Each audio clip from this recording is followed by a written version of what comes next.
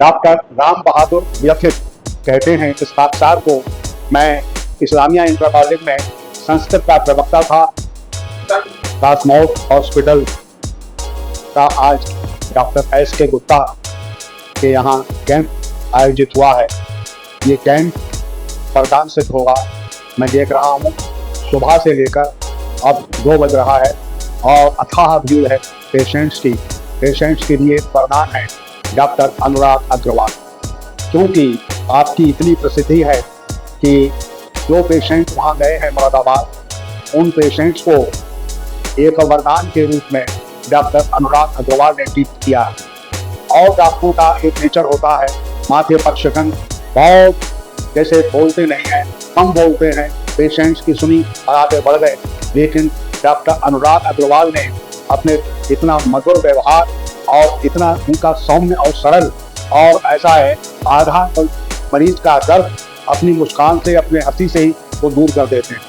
उनका ये स्वभाव है, पेशेंट्स को एक अपनत्व और स्नेह इतना देते हैं कि पेशेंट ये समझता है मैं इनका अपना एक अंग हूँ परिवार का।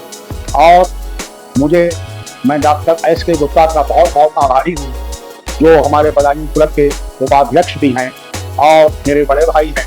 उन्होंने मुझे डॉक्टर अनुराग अग्रवाल का परिचय दिया और उन्होंने कहा कि वो मेरे रिलेशन में है, मेरे बच्चे की तरह है, और आप जाइए, आपके पेशेंट्स को बहुत अच्छा ट्रीटमेंट मिलेगा।